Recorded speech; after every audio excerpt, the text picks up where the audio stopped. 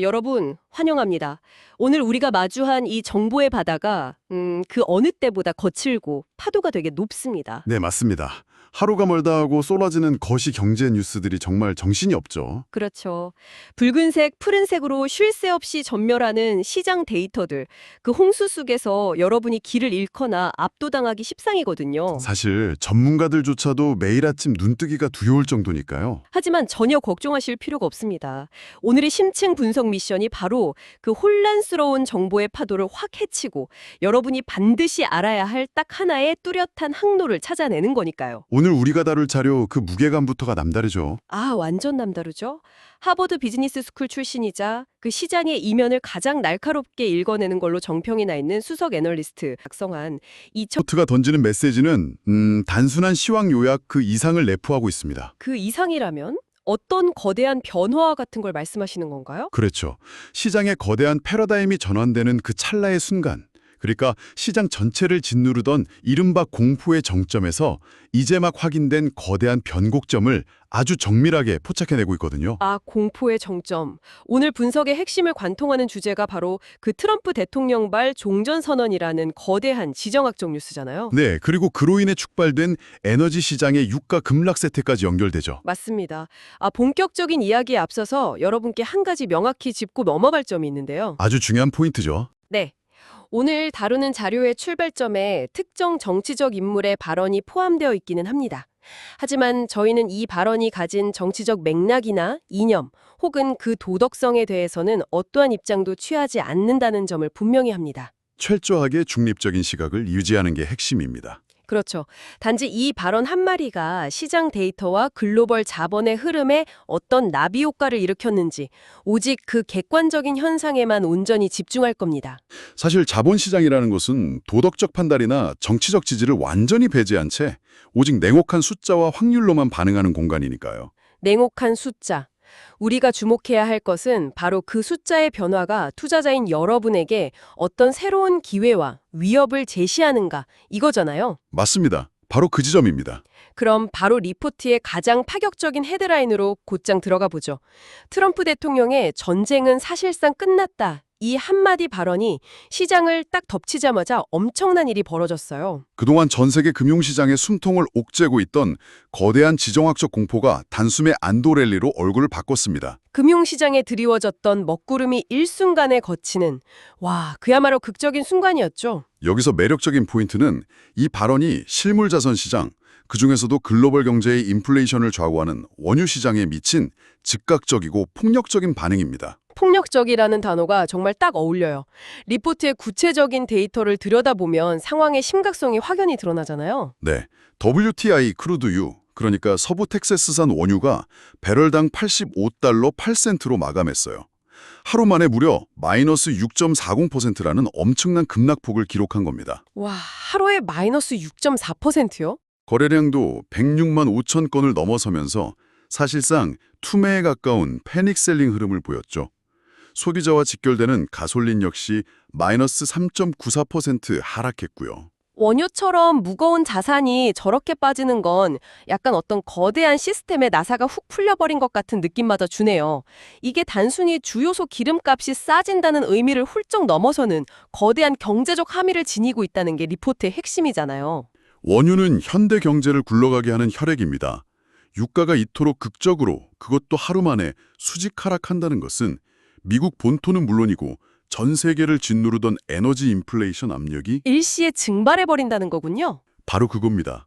그동안 미국 연준의 입장을 생각해 보십시오. 물가를 잡기 위해 고금리를 억지로 유지하면서도 혹시나 경제가 부러질까가 섣불리 금리를 내리지 못해서 진퇴양난에 빠져 있었습니다. 금리를 올리자니 경제가 망가지고 내리자니 물가가 튀고. 네.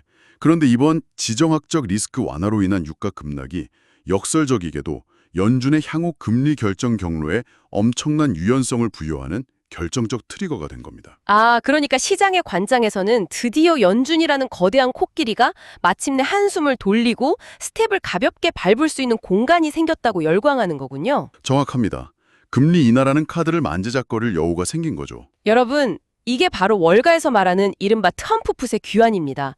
시장의 하방을 방어해주는 일종의 든든한 보험 같은 역할이죠. 풋옵션 같은 개념이죠. 네, 끝을 알 수 없는 롤러코스터를 타고 덜컹거리면서 아래로 막 추락하고 있었는데 바닥에 닿기 직전에 누군가 거대한 안전망을 쫙 펴준 격이잖아요. 지정학적 발언 하나가 시장의 붕괴를 막아내는 풋옵션처럼 작용한 셈입니다. 그래서 시장 참여자들은 그 강력한 안전망을 확인하자마자 그동안 억눌려 왔던 매수 버튼을 앞다투어 누르기 시작한 것이죠.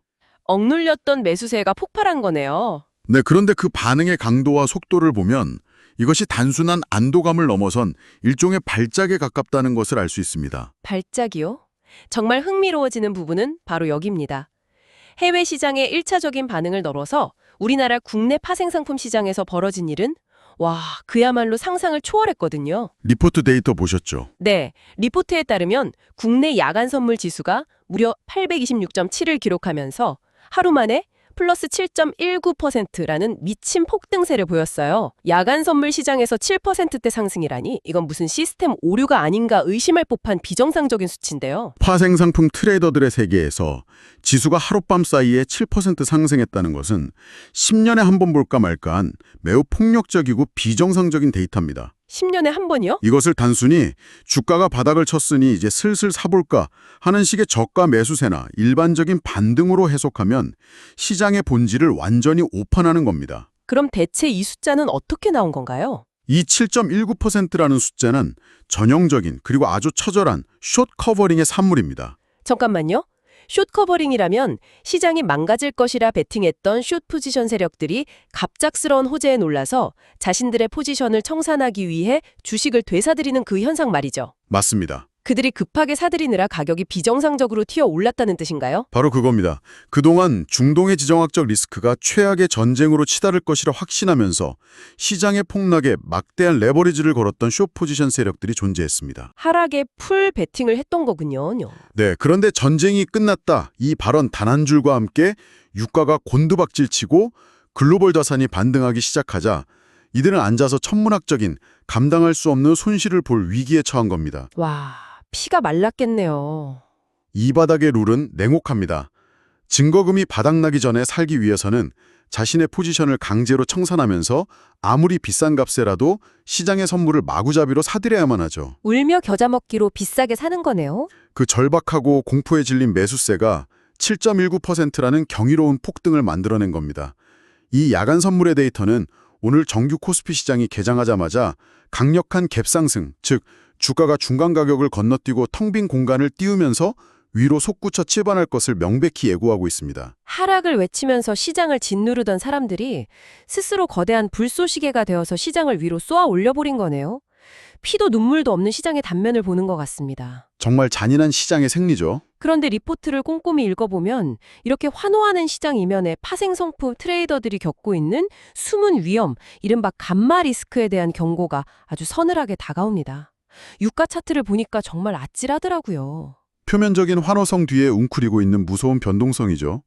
최근 WTI 유가의 궤적을 복기해 보십시오. 네, 불과 며칠 전만 해도 불과 얼마 전까지만 해도 배럴당 119달러 부근이어서 세상을 멸망시킬 것처럼 위협적으로 움직이던 유가가 단숨에 84달러로 수직 낙하했습니다. 정상적인 계단식 하락이 아니었죠. 그냥 낭떠러지에서 돌덩이를 떨어뜨린 수준의 낙하입니다. 119달러에서 84달러면 이건 무슨 개별 잡주도 아니고 글로벌 원유 시장에서 벌어질 수 있는 변동폭이 맞나 싶을 정도인데요. 이런 극심한 변동성이 시장에 구체적으로 어떤 충격을 주게 되는 건가요? 현대 금융시장의 70% 이상을 지배하는 알고리즘 매매 약점을 정확히 타격하게 됩니다. 아, 기계들이 매매하는 거예요? 밀리초 단위로 기계적인 매매를 수행하는 이 알고리즘들은 가격 변동성이 자신들이 설계해 놓은 일정한 표준 편차 범위를 벗어나게 되면 그 원인이 무엇이든 기계적으로 매도나 매수 물량을 쏟아내도록 프로그래밍되어 있습니다. 감정 없이 그냥 물량을 던져버리는 거군요? 이로 인해 가격이 기업의 본질 가치나 실제 펀더멘털보다 훨씬 더 밑으로 떨어지는 언더슈팅이나 반대로 과도하게 위로 솟구치는 오버슈팅이 발생하죠. 변동성이 변동성을 낳는 셈이네요. 그래서 리포트는 파생 트레이더들에게 이러한 감마 리스크, 즉 옵션 가격이 움직이는 가속도 자체가 통제불능이 되는 위험에 노출되지 않기 위해 반드시 타이트한 손절매 주문을 설정하라고 강력히 경고하고 있습니다. 감정이 없는 기계들의 폭주에 휩쓸려 계좌가 녹아내리지 않으려면 스스로 기계적인 안전장치를 아주 촘촘하게 걸어두라는 뜻이군요. 그렇다면 이 모든 게 대체 무슨 의미일까요? 이제 현실적인 전략을 세워야 할 때죠. 파생상품 시장의 이런 복잡한 메커니즘을 떠나서 지금 당장 HTS나 모바일 앱을 켜놓고 계좌를 열어보고 있는 주식 투자자 여러분의 현실적인 입장에서 생각해보죠. 가장 중요한 부분입니다. 이 격동의 갭상승 시장에서 우리는 대체 어디에 투자해야 하고 어떤 기회를 잡아야 할까요? 리포트에서는 불확실성 해소라는 명확한 테마 아래 기회가 될 유망 섹터를 세 가지로 아주 날카롭게 압축해 제시하고 있습니다. 세 가지 섹터요? 첫 번째는 단연 시장의 주도주, AI 및 반도체 하드웨어 밸류체인입니다. AI와 반도체라 지정학적 리스크라는 외부 충격이 거쳤을 때 시장에 가장 먼저 믿고 돈을 밀어넣는 확실한 피난처이자 공격수라는 의미인가요? 지정학적 공포로 인해 억눌렸던 유동성이 다시 시장으로 돌아올 때 자본은 언제나 펀다멘탈과 미래 성장성이 가장 뚜렷하게 숫자로 찍히는 곳으로 회귀합니다. 숫자가 증명하는 곳이요? AI 산업의 인프라 확장은 거시경제의 노이즈와 무관하게 여전히 거스를 수 없는 메가 트렌드이고 불확실성이 해소될 때 가장 강한 탄력성으로 회복하는 섹터가 바로 이들 기업들입니다. 가장 먼저 튀어오른다는 거군요. 그럼 두 번째는요? 두 번째는 코스닥을 중심으로 한 2차 전지와 제약, 바이오 섹터로의 순환매입니다. 대형 반도체 주식들이 먼저 지수를 멱살 잡고 끌어올리고 나면 그 온기가 점차 밑으로 퍼져나간다는 거군요. 대령주에서 차익을 실현한 자금이 시장을 떠나는 것이 아니라 그동안 낙폭이 과도해서 밸류에이션 매력이 생긴 코스닥의 중소형 섹터들로 물 흐르듯 이동할 가능성이 매우 높습니다. 순환매 정석이네요. 그리고 세 번째가 장기적인 관점에서 매우 흥미로운 투자처입니다. 리포트에서는 이른바 조방원, 즉 조선, 방산, 원전 산업을 단순한 테마가 아닌 구조적 성장 섹터로 꼽았습니다. 잠깐만요. 여기서 약간 모순이 느껴지는데요. 어떤 점이 그러시죠? 지금 오늘의 가장 큰 호재가 전쟁이 끝났다 이 발언이잖아요. 그런데 전쟁이 끝났는데 무기를 파는 방산 지역을 사라는 건 앞뒤가 안 맞는 거 아닌가요? 평화가 찾아오면 가장 먼저 타격을 입는 게 방산 섹터일 텐데요. 아주 날카로운 지적입니다. 표면적으로 보면 종전선언 발언으로 인해 방산주가 단기적인 심리적 타격을 입고 조정을 받을 수는 있습니다. 그렇죠. 당장 내다 팔려는 사람들이 있겠죠. 하지만 리포트의 애널리스트라 지적하는 것은 더 깊은 곳에서 움직이는 구조적 변화입니다. 트럼프의 발언 하나로 당장 내일 전 세계의 총성이 멈추는 것이 아닙니다. 발언 하나로 세상이 바뀌진 않죠. 글로벌 공급망의 블록화, 신냉전 체제의 고착화, 그리고 각국의 자주국방과 에너지 자립을 향한 투자는 이미 돌이킬 수 없는 시대적 흐름이 되었습니다. 시대적 흐름. 조방원은 일시적인 전쟁 테마주가 아니라 이러한 메가 트렌드에 맞물려 장기적으로 실적이 우상향하는 산업들입니다. 구조적으로 돈을 벌 수밖에 없는 거군요. 따라서 이번 종전 발언으로 방산 관련 주식들이 단기 급락한다면 거시적인 관점에서는 오히려 훌륭한 저가 매수 기회가 될 수 있다는 역발상적 분석인 셈이죠. 아, 눈앞의 뉴스 헤드라인에 흔들리지 말고 국가들의 장기적인 예산 집행 방향을 보라는 거군요. 훌륭한 인사이트입니다. 기회는 충분히 명확해 보이네요. 하지만 주의할 점도 분명히 있습니다. 맞아요. 강한 빛 뒤에는 언제나 짙은 그림자가 숨어 있는 법이죠. 우리가 맞서야 할 가장 큰 걸림돌, 시장의 발목을 잡을 수 있는 리스크에 대해서도 깊이 파고들어 봐야겠습니다. 리포트가 지적한 가장 치명적인 리스크는 다름 아닌 환율이었습니다. 이것을 더 큰 흐름과 연결해보면 한국 주식시장이 가진 태생적이고 구조적인 취약점이 적나라하게 드러납니다. 환율 데이터가 지금 어느 정도죠? 현재 원달러 환율 데이터가 1,485원 12전을 기록하고 있습니다. 역사적으로 보나 기술적으로 보나 매우 부담스럽고 높은 수준이죠. 1,485원이요. 심리적 마지노선이라는 1,500원 턱밑까지 바짝 다가섰네요. 이 숫자가 주식 투자자들에게 왜 그토록 위협적인 건가요? 외국인 펀드 매니저라고 가정해 보시죠. 한국 주식시장에서 종목 선정을 기가 막히게 해서 10%의 주가 수익을 냈다고 칩시다. 기분이 좋겠죠. 그런데 그 사이 원화 가치가 폭락해서 달러로 환전해 본국으로 돌아갈 때 환차손으로 15%의 손실을 본다면 어떻게 될까요? 주식창의 상부는 빨간불로 돈을 벌었는데 계좌를 정산해보니 환율 때문에 퍼런불로 마이너스가 찍히는 기막힌 상황이 벌어지는 거네요. 당연히 당장 짐을 싸서 한국 시장을 떠나고 싶어지겠죠. 환율 급등은 결국 코스피를 지탱하는 핵심 수급인 외국인 순매수의 지속성에 치명적인 의문을 던지게 만듭니다. 그래서 리포트의 작성자가 아주 뼈있는 문장을 남겼군요. 네, 오늘 우리가 반드시 기억해야 할 문장입니다. 지정학적 공포로 인한 묻지마 투매는 멈췄을지 모르나 현재의 환율 레벨이 주는 무거운 압박감을 고려하면 오늘의 안도감에 취해 묻지마 매수를 하기엔 너무나 위험한 자리다. 묻지마 투매는 멈췄으나 환율 레벨이 부담스러워 묻지마 매수를 하기엔 위험하다. 와, 이 문장 하나가 현재 시장이 처한 진퇴양난의 딜레마를 완벽하게 요약해주네요. 섣부른 낙관론을 경계하는 거죠. 여러분, 시장이 공포에 질려 주식을 헐값에 내던지는 패닉의 시기는 지났지만 그렇다고 두 눈 질끈 감고 엑셀러레이터를 끝까지 밟기에는 도로 위에 짙은 안개가 아직 다 거치지 않았다는 뜻입니다. 그렇다면 우리는 이 과도기적 단계, 즉 극단적인 공포의 정점을 지나 기업들의 실제 장부와 실적을 냉정하게 확인해야 하는 실적의 영역으로 진입하는 이 중요한 시점에서 어떤 스탠스를 취해갈까요? 이게 제일 궁금하시죠? 리포트는 투자자들을 위해 매우 구체적이고 당장 계좌에 적용 가능한 3가지 액션 플랜을 제시합니다. 포트폴리오를 지켜줄 핵심 전략입니다. 네, 첫 번째는 현금 비중 30% 유지입니다. 아까 말씀드렸다시피 투매가 멈추고 7%대 폭등이 나왔다고 해서 당장 가진 현금을 모두 쏟아붓는 이른바 풀 베팅을 해서는 절대 안 된다는 겁니다. 섣불리 다 사버리면 안 된다는 거죠? 네, 기술적으로 급락에 따른 일시적인 반등인지 아니면 정말 바닥을 다지고 올라가는 묵직한 추세적 상승인지 데이터로 확인될 때까지는 최소한의 총알, 즉 현금을 쥐고 시장 상황에 유연하게 대응할 체력을 남겨두어야 한다는 거죠. 두 번째는 자산 배분의 관점에서 접근하는 섹터 바벨 전략입니다. 바벨 전략이라면 양극단의 자산의 배분에서 중간지대의 불확실성을 피하는 전략이잖아요. 마치 바벨을 드는 역도 선수처럼요. 아까 언급했던 유망 섹터들을 어떻게 조합해야 2026년의 거시경제 리스크를 방어할 수 있을까요? 현재 시장의 리스크는 인플레이션 재점화 우려와 지정학적 불확실성이 혼재되어 있습니다. 이럴 때는 포트폴리오의 한쪽 끝에 시장이 안정을 찾고 상승할 때 가장 공격적으로 수익을 창출할 수 있는 AI와 반도체라는 강력한 성장 동력을 담아야 합니다. 무거운 한쪽 줄을 AI와 반도체로 두는 거군요. 그리고 동시에 다른 한쪽 끝에는 거시경제의 노이즈나 지수의 흔들림 속에서도 각국의 정책적 지원을 받으며 실적이 방어되는 구조적 성장 섹터, 즉 조선, 방산, 원전을 단단하게 배치하는 겁니다.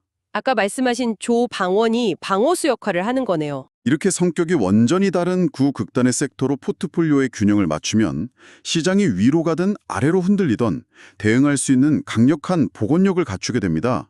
애매하게 시장 수익률만 추종하는 종목들을 섞기보다는 확실한 양극단에 집중하라는 탁월한 배분 전략이죠. 공격수와 수비수를 명확하게 나눠서 전술을 짜라는 뜻이군요.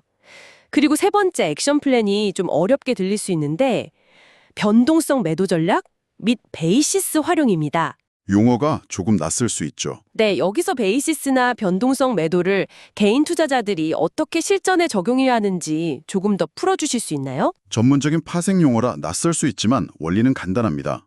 지금처럼 유가와 지수가 미친 듯이 요동치다가 점차 진종되는 구간에 접어들면 시장의 공포를 먹고 사는 변동성 그 자체가 하락하게 됩니다. 파도가 잦아드는 거군요. 옵션 시장에서는 이러한 변동성 하락 구간에서 매도 포지션을 취함으로써 시간이 흐를수록 프리미엄이 자연스럽게 감소하는 이른바 타임 디케이 효과를 누려 안정적인 수익을 낼 수 있죠. 옵션 프리미엄이 녹아내리는 걸 활용하라는 거네요. 그리고 더 중요한 건 베이시스의 활용입니다.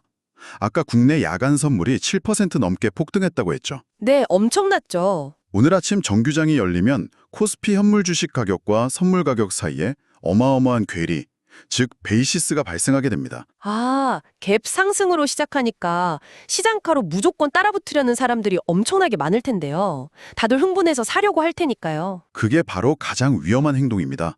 남들이 환호하며 갭 상승한 종목을 쫓아가는 추격 매수에 동참하기보다는 장 초반 기관과 외국인의 프로그램 매수세가 그 베이시스 괴리를 어떻게 좁히는지 침착하게 관찰해야 합니다. 차분하게 지켜보라는 말씀이군요. 흥분이 가라앉고 가격이 살짝 눌리는 눌림목이 반드시 오게 되어 있습니다.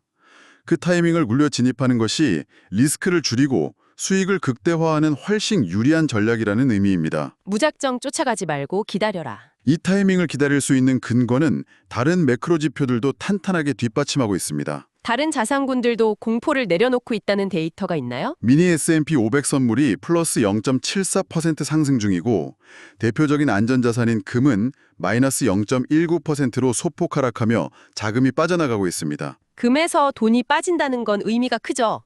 10년물 미국 채금리도 0.19% 변동을 보이고 있죠. 전반적으로 글로벌 자금의 거대한 물결이 안전자산의 도피처에서 빠져나와 위험자산으로 이동할 채비를 이미 마쳤다는 것을 숫자로 증명해주고 있습니다. 주식, 환율, 파생상품 시장, 그리고 국채 금리까지. 얼핏 보면 파편화되어 있는 것 같은 이 모든 데이터들이 결국 공포의 정점에서 이성으로의 회귀라는 하나의 변곡점을 향해 수렴하고 있네요. 정말 정교한 톱니바퀴처럼 움직이고 있습니다. 정말 짜릿한 분석이었습니다. 이제 오늘의 심층 분석을 서서히 마무리해야 할 시간이 다가오고 있습니다. 리포트의 마지막 페이지에 담긴 수석 애널리스트의 묵직한 통찰이 제 가슴에 꽤 오래 남더라고요. 애널리스트의 오랜 연륜과 시장을 대하는 겸손함이 묻어나는 대목이었죠. 리포트는 이렇게 조언하며 끝을 맺습니다. 네, 어떤 내용이었죠? 시장이 모두가 끝났다고 믿는 순간에 반등의 싹이 트고 모두가 환호할 때 상투의 그림자가 들이옵니다. 오늘의 7% 급등은 다행스러운 안도일 뿐 완전히 마음을 놓아도 좋다는 안심의 신호는 아닙니다. 시장을 이기는 유일한 무기인 분할 매수의 미학을 결코 잊지 마십시오. 학업과 공포의 사이클을 아주 정확히 꿰뚫는 통찰이네요. 안도일 뿐 안심은 아니다. 오늘의 폭등 데이터가 우리에게 잠시 계좌를 재정비하고 숨을 고를 시간을 주었지만 전쟁이 완전히 끝났고 이제부터는 무조건 우상향일 것이라며 샴페인을 터뜨리기엔 아직 확인해야 할 허들이 많이 남아있다는 경고네요. 이는 매우 중요한 질문을 던지게 합니다. 우리가 지금 모니터 화면을 통해 보고 있는 실시간으로 갱신되는 이 차트상의 데이터와 창밖의 진짜 실물 경제 사이의 거대한 시차와 괴리에 대해서 말입니다. 네, 그래서 여러분이 방송이 끝난 후에도 스스로 고민해 보셔야 할 묵직한 화두를 마지막으로 던져드리고자 합니다. 리포트에서는 분명히 경고했습니다. 트럼프 대통령의 그 정치적인 발언 한마디가 과연 실제 호르무즈 해협의 완전한 개방과 물리적인 종전 조약으로 이어지는지 두 눈으로 확인해야 한다고요. 실물 경제의 반응을 확인하라는 거죠. 그리고 당장 이번 주에 발표될 미국의 CPI, 즉 소비자 물가 지수에 최근의 유가 하락분이 제대로 스며들어 반영되는지 철저히 감시하라고 말이죠. 여러분, 밀리초 단위로 빛의 속도로 움직이는 월스트리트의 AI 알고리즘들은 전쟁 끝, 이 헤드라인 단 한 줄만 보고 이미 종전 이후의 찬란한 평화를 자산 가격에 모두 선반영해버렸습니다. 기계들은 이미 내일의 가격을 오늘 반영해버렸으니까요. 하지만 현실 경제의 물리 법칙은 다릅니다. 거대한 원유를 실은 유조선이 기뢰의 위협을 뚫고 호르무즈 해협을 안전하게 통과하고 망가진 글로벌 물류망이 정상화되며 꼬일대로 꼬인 실물 경제의 실타래가 풀리는 데는 물리적으로 수주, 어쩌면 수개월이라는 지난한 시간이 필요합니다. 엄청난 시차가 존재하는 겁니다. 알고리즘이 만들어낸 빛의 속도와도 같은 빠른 낙관론, 그리고 덩치 큰 유조선의 항해 속도처럼 느린 현실, 이 거대한 시차 속에서 우리는 오늘 벌어진 시장의 환호성만을 듣고 정말 이 지긋지긋한 공포에서 완전히 벗어났다고 확신할 수 있을까요? 아니면 우리는 그저 아직 완전히 소멸하지 않은 거대한 지정학적 태풍의 눈 속에 잠시 머물면서 찰나의 맑은 하늘을 보고 섣불리 안도하고 있는 것뿐일까요? 시장의 지정학적 리스크가 고정된 상수에서 언제든 다시 튈 수 있는 변수로 내려앉은 지금이야말로 시장의 환호에 휩쓸리는 감정을 완벽히 배제하고 건조한 숫자와 데이터의 행간에만 집중해야 할 때입니다. 감정은 잠시 내려놓으시고 오늘 우리가 함께 파헤친 데이터와 논리에 집중하시길 바랍니다. 태풍의 눈 속에서도 휩쓸리지 않고 여러분만의 뚜렷한 항로를 발견하셨기를 바라며 오늘의 심층 분석을 마칩니다. 거친 정보의 바닷속에서도 언제나 냉철함을 잃지 않는 여러분의 성공적인 투자를 곁에서 묵묵히 응원하겠습니다. 좋아요, 구독 부탁드립니다. 감사합니다.